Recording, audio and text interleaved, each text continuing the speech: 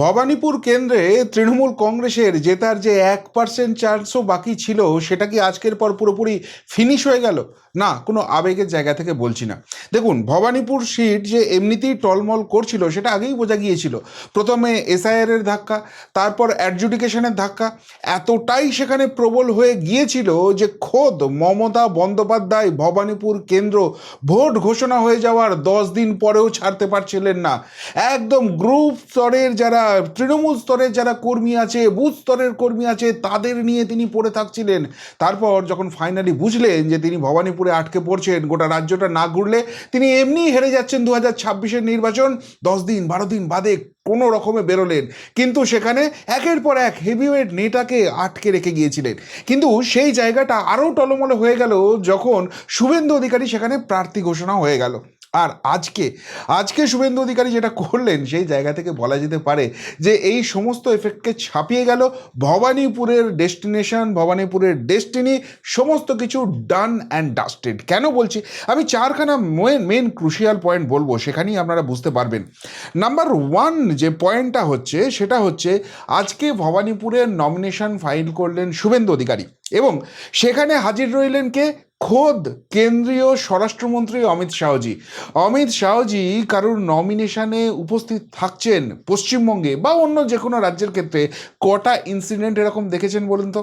তার মানে এই নমিনেশনটা কতখানি হাই প্রোফাইল, এই নমিনেশনের ফিউচারটা কি, সমস্ত কিছু কিন্তু স্পষ্ট হয়ে যাচ্ছে। অর্থাৎ কোথাও গিয়ে বকলমে ভবানীপুরবাসীকে এই বার্তা দিয়ে দেওয়া হলো যে আপনাদের কাছে একটা কোথাও সেন্টিমেন্ট আছে যে আপনাদের কেন্দ্রের যিনি বিধায়ক তিনি এই রাজ্যের মুখ্যমন্ত্রী, কিন্তু আমরা যাকে প্রার্থী করেছি আপনারা জেতান, আগামী দিনে তারও অত্যন্ত অত্যন্ত ক্রুশিয়াল ভূমিকা এই রাজ্য সরকারে হতে চলেছে, যেখানে কেন্দ্রের স্বরাষ্ট্রমন্ত্রী তার খোদ তার নমিনেশনে আসছে। সুতরাং সেই জায়গাটা ডিপ্রাইভড হবেন না। অর্থাৎ সেন্টিমেন্টের যে জায়গাটা ছিল ভবানীপুরবাসীর, সেই জায়গাটাকে প্রথমেই ফিনিশ করে দিলেন। 2 নম্বর, যখনই এই রকম নমিনেশনে ভিড় হলো, এইভাবে জনজোয়ার হলো কার্যত, যেটা আগে কোনোদিন অতীতে বিজেপির জন্য দেখা যায়নি, সেখানে চূড়ান্ত তৃণমূলী অসভ্যতা আমরা দেখতে পেলাম। একজন প্রার্থী নমিনেশন দিতে যাচ্ছে, তাকে আটকাবার জন্য সেখানে খোদ স্বরাষ্ট্রমন্ত্রী আছে, সেখানে চর থাপ্পড় অনেক কিছু শুরু করেছিল। ভেবেছিল বিজেপি এটাতে এবার থমকে যাবে, কিন্তু এই বিজেপি পুরোপুরি পাল্টে যাওয়া বিজেপি। কেননা তারা রাজ্যটাকে পাল্টাতে চাইছে এবারে, আর সেই জায়গা থেকে পাল্টা যে ডোজ তোমরা দেবে তার পাল্টা ডোজ দেবো, সেই বার্তাটা কিন্তু ক্লিয়ার হয়ে গেল। পরস্পরকে চর থাপ্পড় তৃণমূল ও বিজেপি কর্মীদের। শুভেন্দু শাহের রোড শো ঘিরে ছড়ালো উত্তেজনা। অর্থাৎ ভবানীপুরে ওইসব গুন্ডাগার্দি করে এবার আর বিজেপিকে আটকানো সম্ভব নয়। যদি পলিটিক্যালি পারো, ক্ষমতা থাকে আটকে দেখাও। কি সেই ক্ষমতা যে নেই, সেই কারণেই খোদ মুখ্যমন্ত্রীর কেন্দ্রে তৃণমূলকে এরকম গুন্ডাগার্দি অসভ্যতায় নেমে আসতে পড়ছে। কিন্তু এরপরে যে মাস্টার স্ট্রোকটা অমিত শাহজি দিলেন, সেটা হচ্ছে তিনি পরিষ্কারভাবে বলে দিলেন 15 দিন তিনি বাংলাতেই পড়ে থাকবেন। অর্থাৎ এই নির্বাচনটা তিনি কিন্তু পশ্চিমবঙ্গেই বেশিরভাগ সময়টা কাটাচ্ছেন। পশ্চিমবঙ্গ যে পাখির চোখ, এবং সেটা স্বরাষ্ট্রমন্ত্রী অমিত শাহজি করে ছাড়বেন, এইখান থেকেই কিন্তু বার্তাটা স্পষ্ট হয়ে গেল। অর্থাৎ যারা এখনও কোথাও গিয়ে ওই বাম, ওই কংগ্রেসের যারা বি টিম সি টিম, এই তৃণমূল কংগ্রেসের তাদের যে ছড়ানো ন্যারেটিভ, যে সেটিং আছে, কেন্দ্রের বিজেপি নেতৃত্বই চায় না পশ্চিমবঙ্গের সরকারটা গঠন হোক, সেই সেটিং থিওরিকে গঙ্গায় ভাসিয়ে দিলেন। কালীঘাটের নালায় ভেসে চলে গেল সেই সেটিং থিওরি, এবং এখানে বাংলাতে জিততে গেলে যে অল আউট অ্যাটাকে বিজেপি যাবে, সেই ছবিটা স্পষ্ট করে দিলেন। এতে দুটো জিনিস হবে। এক, বিজেপি কর্মী সমর্থক যারা আছেন তারা প্রবলভাবে উজ্জীবিত হবেন, ফ্লোটিং ভোটার তো আগেই কনভার্ট হয়ে যাবে। 2 নম্বর যেটা অত্যন্ত গুরুত্বপূর্ণ, সেটা এই যে গুন্ডা হারমাত বাহিনীকে দিয়ে এখানকার মানুষকে সন্ত্রস্ত করে রাখা হয়, সেই জায়গাটাও কিন্তু এবার বড়সড় ধাক্কা খাবে। গুন্ডামি, সন্ত্রাসগিরি এবার করা যাবে না ভবানীপুরের নির্বাচনে। মানুষ নিজের ভোটটা নিজে দিতে পারবে, আর যদি নিজের ভোট নিজে দিতে পারে, গণনা সঠিক হয়, এইখানে যে পরাজয় নিশ্চিত, সেই জায়গাটা কিন্তু সবার কাছে স্পষ্ট হয়ে যাচ্ছে। এবং আরেকটা জিনিস দেখুন, এটার কতখানি ইম্প্যাক্ট রয়েছে। শাহজি যখন বলছেন 15 দিন ধরে পড়ে থাকবেন, সাথে সাথে আবারও চূড়ান্ত অসভ্যতা শুরু হয়ে গেছে। আপনারা সকলেই জানেন যে অমিত শাহজি হচ্ছেন একজন নিরামিষাশী মানুষ। মানুষের খাদ্যাভ্যাস তার ব্যক্তিগত ব্যাপার, সেটার সঙ্গে রাজনীতির কোনো সম্পর্ক নেই। কিন্তু এরা এতখানি ছ্যাঁচড়া, এতখানি অসভ্য যে সেইখানে অমিত শাহজিকে এই জায়গায় মানসিকভাবে দুর্বল করার জন্য একটা বোকা শোকা স্ক্রিপ্ট নিয়ে আসার চেষ্টা করছে। তার খাদ্যাভ্যাসে, তার ব্যক্তিগত যে ইচ্ছা অনিচ্ছার জায়গা আছে, তার যে পার্সোনাল পরিসর আছে, সেইখানটাকে অ্যাটাক করে তাকে নাকি ডাউন করে দেওয়া হবে, তাকে আমিষ পদের সব দেওয়া হচ্ছে, তিনি বাংলা বিরোধী, এটা প্রমাণ করার চেষ্টা করা হচ্ছে। তাতে আলটিমেটলি কোনো লাভ হবে? আসলে তৃণমূল যে ভয় পেয়েছে, ভয়ে কুঁকড়ে যাচ্ছে, তাদের হাতে কোনো ন্যারেটিভ নেই, তাদের হাতে কোনো রাজনৈতিক অস্ত্র নেই, তারা যে নির্বাচনে নামার আগেই হেরে ভূত হয়ে গেছে, এই সব অসভ্যতা থেকেই সেটা স্পষ্ট হয়ে যাচ্ছে। আরও আপনাদের একটা প্রমাণ দেখায় তৃণমূল কতখানি ব্যাকফুটে চলে গেছে। আজকে ভবানীপুরের এই রোড শো দেখার পর, অমিত শাহজি শুভেন্দু অধিকারীর নমিনেশনে থাকার পর, তার সব থেকে বড় গুরুত্বপূর্ণ আপডেট হচ্ছে মুখ্যমন্ত্রীর মমতার ভবানীপুরের 63 নম্বর ওয়ার্ডের দায়িত্ব মন্ত্রী জাভেদকে দিল তৃণমূল, লক্ষ্য যথাসম্ভব ব্যবধান ঘোচানো। এই ভবানীপুরে তৃণমূল কংগ্রেস যেতে এদিক ওদিক সেদিক করে ম্যানেজ করে যেতে, কিন্তু এখানকার যে ওয়ার্ডগুলো আছে ম্যাক্সিমাম ওয়ার্ডেই কিন্তু তৃণমূল কংগ্রেস পিছিয়ে থাকে বিজেপির থেকে। একটা দুটো ওয়ার্ডে ম্যাসিভ লিড নেয় এবং সেখান থেকে ভবানীপুরে বাজিমাত হয়। কিন্তু এবারে এসআইআর এবং অ্যাডজুডিকেশনে ওই যে 2 ওয়ার্ডে তারা লিড নেয়, তার যে ভয়ঙ্কর ছাপ্পা মারার ভোট যন্ত্র ছিল সেটা একদম নিকেশ হয়ে গেছে। ফলে সেই জায়গা থেকে আর লিড হবে না। আর তাই একদম মন্ত্রী ধরে ধরে কাউন্সিলরদের জায়গায় তাদেরকে দায়িত্ব দেওয়া হচ্ছে, এক একটা ওয়ার্ডের দায়িত্ব দেওয়া হচ্ছে। এর আগে ভবানীপুরে সুব্রত বক্সির হাতে এই 63 নম্বর ওয়ার্ডের পাশাপাশি 70, 71, 72 এবং 73 নম্বর ওয়ার্ড দেওয়া ছিল।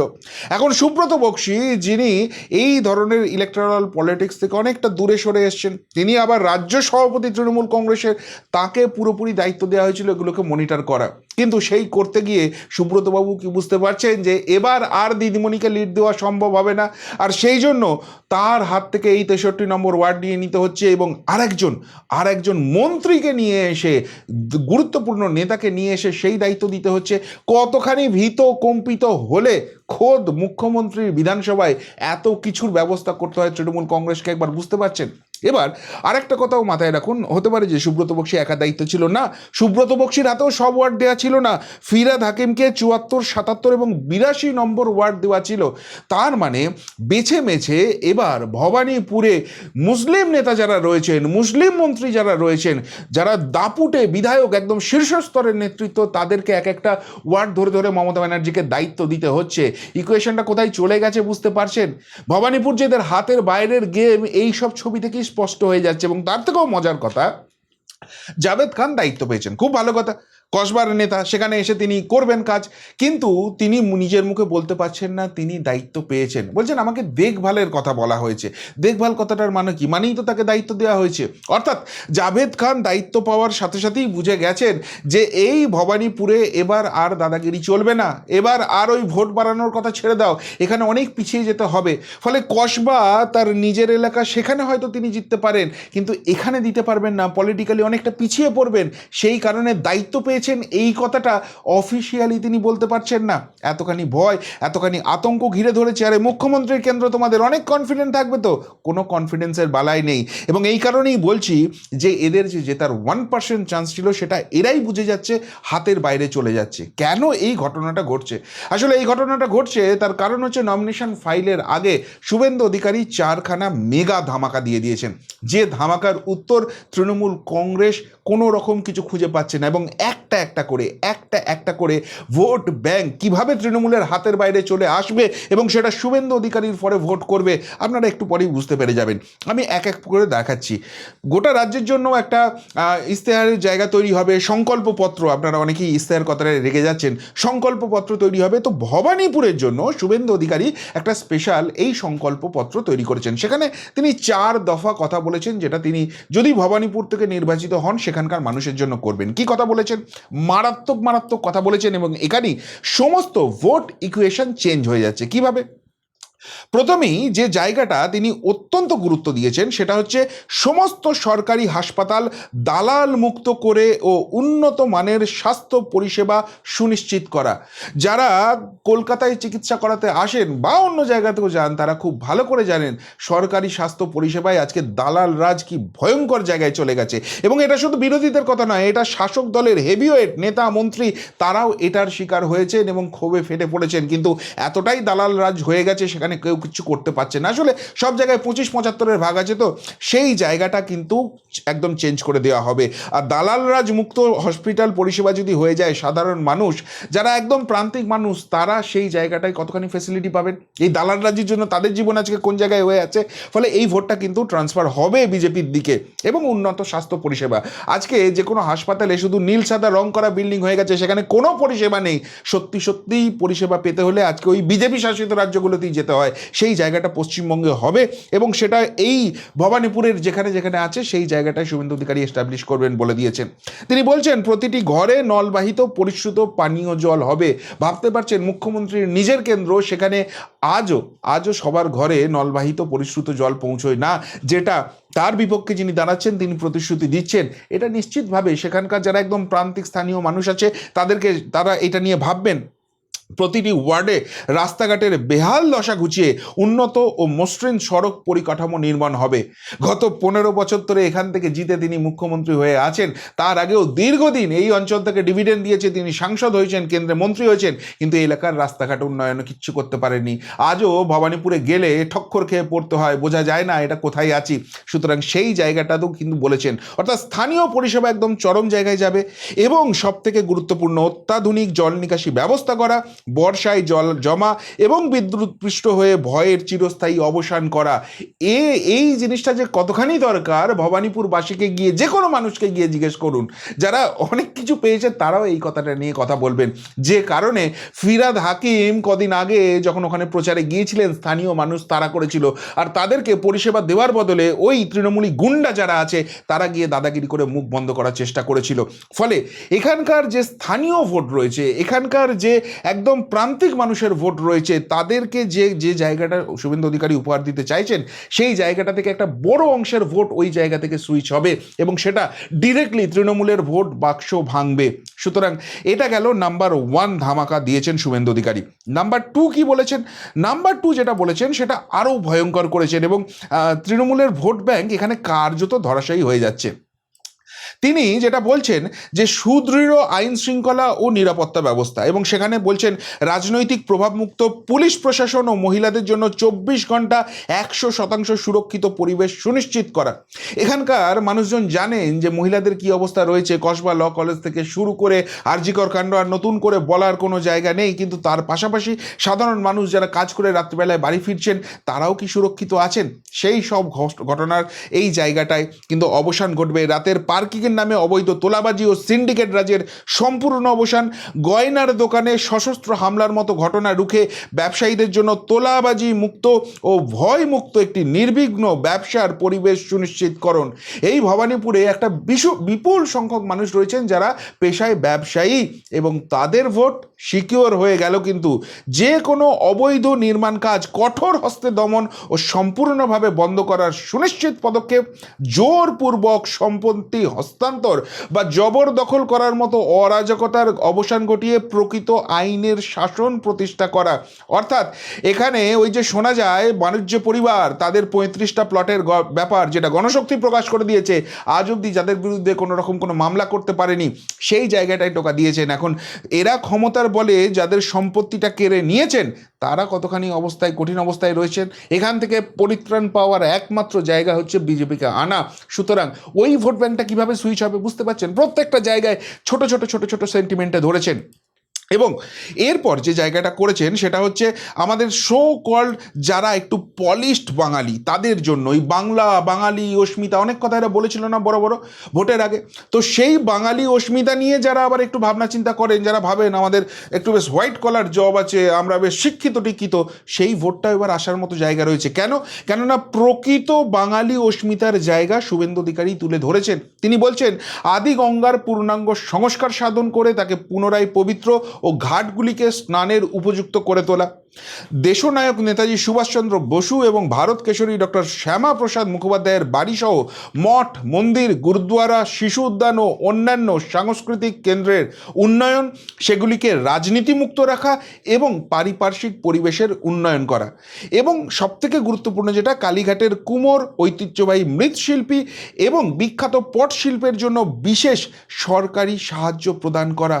আমরা জানি কুমোরটুলি বা এই যে জায়গাগুলো রয়েছে সেই জায়গায় সারা পৃথিবীতে এটা সমাদৃত হয়, কিন্তু তাদের জীবনের মানোন্নয়ন কিন্তু ঘটেনি। ফলে এই জায়গাটাও কিন্তু একটা অত্যন্ত গুরুত্বপূর্ণ জায়গা হতে চলেছে। প্লাস যেটা ভারতরত্ন যারা ভারতের জন্য করেছেন সেই জায়গাটা হবে। এখানকার যে হেরিটেজ জায়গা আছে যেখানে পুরোপুরি তৃণমূলীকরণ হয়ে গেছে সেটাকেও স্টপ হবে। ফলে এই বাঙালি ভোটটাও কিন্তু সুনিশ্চিত তিনি করে ফেললেন। এবার 4 নম্বর যে ধামাকাটা সেটা আমার মনে হয়েছে দ্য বেস্ট, এবং এই জায়গাটাই কার্যত বাজিমাত করে চলে যাচ্ছেন শুভেন্দু অধিকারী। কেন বলছে এই কথাটা? তার কারণ হচ্ছে তিনি বলছেন যুব কল্যাণ ও সামাজিক ন্যায় বিচার, যুব সমাজের জন্য সরকারি বিদ্যালয়গুলিতে স্কিল ডেভেলপমেন্ট কর্মসূচি চালু করে কর্মসংস্থানের সুযোগ বৃদ্ধি করা। আজকের বাংলার সব থেকে বড় প্রবলেম তো এটাই যে পড়াশোনা করে করবোটা কি, চাকরি তো কোথাও নাই, না আছে শিল্প, না আছে কোনো রকম কোনো সরকারি চাকরি। সেই জায়গাটাকে রিজলভ করা, শুধু 1500 টাকার ভাতা মাস গেলে ধরিয়ে দিলে 5 বছরের জন্য এই যুবতীগুলোর জীবনটা শেষ করে দিচ্ছে এই রাজ্য সরকার, সেইটাকে চেঞ্জ করার কথা বলছেন। আগামী প্রজন্মের জন্য একটি সম্পূর্ণ সুস্থ ও নেশামুক্ত সমাজ গড়ে তোলা। জানেন যারা ভবানীপুরবাসী এই নেশাটা কতখানি ভয়ঙ্কর জায়গায় চলে গেছে। হ্যাঁ, এটাকে তো রাজনীতিকরণ করে সেখান থেকে ব্যবসায়ী করে টাকা তোলার ব্যাপার তো রয়েছেই, কিন্তু অনেক যুব সমাজ যে ঝুঁকছে তারা তো ফ্রাস্ট্রেশনে ঝুঁকছেন, তার কারণ চাকরি নেই, কোনো ভবিষ্যৎ নেই, তারা করবেনটা কি? এই মানসিক অবসাদের জায়গাটাকে বার করে নিয়ে আসা, বাল্মীকি সমাজসহ সকল স্তরের মানুষকে উপযুক্ত সম্মান ও সম অধিকার প্রদান। অর্থাৎ এই 15 বছর মুখ্যমন্ত্রী থাকার পরও যাদের জন্য সামান্যতম কিছু করেননি তাদেরকেও কিন্তু টাচ করে গেলেন। ফলে এই যে 4টে মেন পয়েন্ট শুভেন্দু অধিকারী তুলে আনলেন, সেটা যে কথার কথা নয়, সেটা যে বাস্তব ভিত্তি আছে। কেননা একটা দল 15 বছর ধরে ক্ষমতায় আছে, তার আগেও এই কেন্দ্র বারবার মমতা ব্যানার্জিকে জিতিয়েছে, সংসদ করেছে, তাকে কেন্দ্রীয় মন্ত্রী করেছে, তা সত্ত্বেও এগুলো তিনি করতে পারেননি। তাহলে এদেরকে যে তাহলে আর 5 বছরের এটা করে দেবে, এটা কখনো সম্ভব? এগুলো বাস্তব না। তার থেকে যদি সত্যি বিজেপি জেতে, যেখানে অমিত শাহজি খোদ এসেছেন, তিনি নজর রাখছেন, তার মানে ভবানীপুর সব থেকে ক্রিটিক্যাল জায়গায় থাকবে তার ডেভেলপমেন্টের দিক থেকে। তাই এই ভোটটা উন্নয়নের জন্য, এই ভোটটা শুভেন্দু অধিকারীর জন্য। আপনারা ভাবুন, এই যে বার্তাটা দেওয়া হলো এটাই কিন্তু গেম চেঞ্জার হয়ে গেল। প্রত্যেকটা ভোট ব্যাংক যেখান থেকে তৃণমূল চেষ্টা করছিল নিজেদের দিকে ধরে রেখে কোনো রকমে ভবানীপুরকে বাঁচানো, তার সমস্ত কটা রাস্তা বন্ধ হয়ে গেল, এবং তার ফলে ভবানীপুরের ফলাফল যে কি হবে 4 মে আজকে কিন্তু জলের মতো স্পষ্ট হয়ে গেল। কি বলবেন শুভেন্দু অধিকারীর এই মাস্টার স্ট্রোক ঘিরে? এই যে 4টে পয়েন্ট তিনি সংকল্পপত্রে নিয়ে এলেন, ভবানীপুরবাসীর জন্য কমিট করলেন, সেই জায়গা থেকে ভোট ব্যাংকের অঙ্ক ঠিক কতখানি চেঞ্জ হয়ে গেল।